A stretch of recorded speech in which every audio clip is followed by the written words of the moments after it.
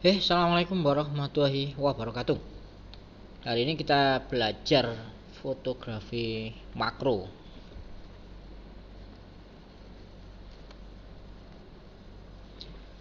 Fotografi makro adalah fotografi dengan jarak yang sangat dekat untuk mendapatkan detail yang tinggi, namun tidak memerlukan bantuan alat pembesar optik seperti mikroskop. Intinya adalah jarak yang sangat dekat dan detail yang tinggi. Garis besarnya, fotografi makro diperlukan antara lain untuk penelitian, untuk engineering, tujuan promosi atau marketing, dan untuk sebuah keindahan. Apa yang bisa kita lakukan adalah dengan fotografi makro, benda-benda yang dapat dimakrokan antara lain benda mati atau diam. Contohnya di sini adalah garpu dan sendok. Kemudian untuk makhluk hidup, ya, ini ada serangga yang sedang mencari makan, kemudian ini sedang berjalan berbaris. Alat bantunya, satu, kita bisa menggunakan kamera saku atau prosumer, ya, sudah kita bahas di bab sebelumnya. Kamera SLR, ini yang sangat disarankan. Untuk lensa khusus makro biasanya jarak objek ke lensa bisa sampai 20 cm. Dan pembagiannya, untuk yang secara umum, lensa khusus untuk makro ada tandanya bunga tulip. Nah, ini untuk lensa-lensanya makro untuk normal bisa menggunakan 50 mm, lensa makro mid tele 90 sampai 105 mm, untuk lensa makro yang bentuknya tele 150 sampai 180 mm.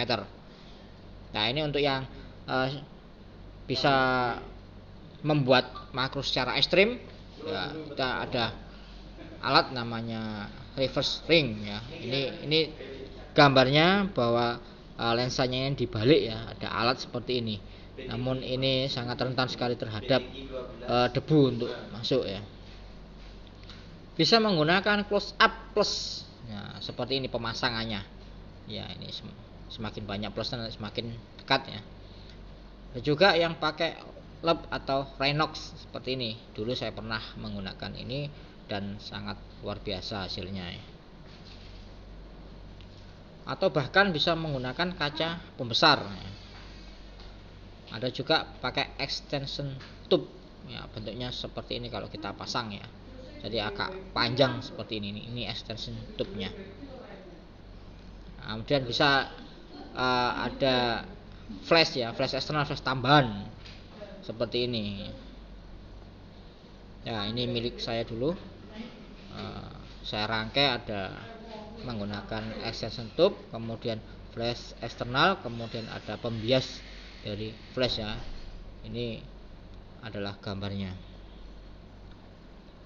Hal-hal yang penting, ya, dalam pemotretan makro, ya, ada lighting adalah sumber cahaya, bisa natural, bisa artificial. Namun dalam hal ini saya sarankan adalah artificial lighting atau flash atau lampu studio yang lampu tambahan, ya. Ada namanya deep of field, kedalaman fokus dalam fotografi, yaitu detailnya kita bisa menerapkan titiknya ke mata, ya, agar areanya bisa detail, yang lain nanti akan ngeblur. Kemudian faktor yang mempengaruhi depth, ya, atau tingkat ketajaman, ya. Semakin lensanya panjang maka tipis depth yang dihasilkan. Jarak fokus sama diafragma dari ketiga ini yang menyebabkan, ya, ada untuk ruang tajam sama ruang blurnya, ya. Ini kombinasi di sini. Untuk fokus kita bisa menggunakan autofocus atau manual fokus, tapi dalam hal ini saya sarankan adalah manual fokus. Fokus pada fotografi makro tidaklah sulit apabila dilakukan pada benda mati atau diam. Kalau seperti serangga yang berterbangan maka kita sangat sulit sekali, ya, untuk mengatur komposisi. Biasanya komposisi ini saya atur ketika editing foto ya. Komposisi ya, rule of third ya.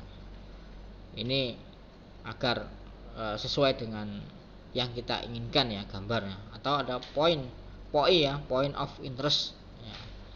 Ini dimana yang fokusnya kita tempatkan di mana, apa yang akan kita tonjolkan. Ada lokasi indoor maupun outdoor ya.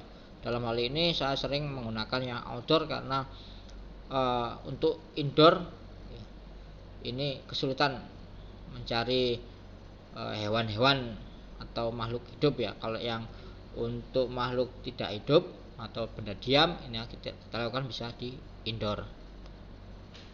Tripod atau handle ini bisa Anda gunakan. Kemudian mood atau kesabaran, jadi kita bisa tanpa adanya mood dan kesabaran lebih baik Anda tidak melakukan fotografi makro ya, karena tingkat konsentrasinya sangat tinggi. Momen dan keberuntungan, ketika kita berangkat untuk membuat fotografi makro makhluk hidup, tentunya kita tidak tahu apa yang akan kita dapatkan nanti. Jadi keberuntungan ini sangat ya kita nantikan ya di sana.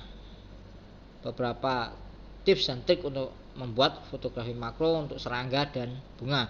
Pelajari dan baca wajah objek. Pada saat memotret makro serangga, buatlah foto saat dia sedang berpose atau dia sedang melaksanakan sebuah kegiatan. Bereksperimen dengan berbagai arah dan angle. Ingat, satu objek itu bisa kita foto beberapa kali dengan beberapa angle. Pada nantinya hasil yang terbaik itulah yang akan kita gunakan. Background yang bersih ya, kalau kita berada di area taman dan sebagainya, kita sulit mendapatkan background yang bersih ya, apa adanya ya, itu yang bisa kita dapatkan. Hindari angin ya, sebisa mungkin ketika kita fokus mau memotret sesuatu ada angin, sebaiknya Anda diam dulu. Sabar menunggu momen yang tepat. Ini pada saat berburu, hunting, fotografi makro khususnya serangga, kita usahakan diam sehingga dia tidak menarik perhatian serangga tertentu. Misalkan ada sebuah bunga, ada banyak bunga di depan kita, kita bisa menunggu di situ sambil nantinya ada serangga yang akan datang. Tahan napas saat menekan shutter kamera. Ini sangat benar sekali karena goyang sedikit saja hasilnya bisa ngeblur. Tambahan cahaya saya rasa ini wajib kalau saya lakukan. Ada flash eksternal ya, karena nanti akan sangat gelap sekali. Selesai ya. Itu penjelasan singkat dari saya mengenai fotografi makro. Saya akhiri, assalamualaikum warahmatullahi wabarakatuh.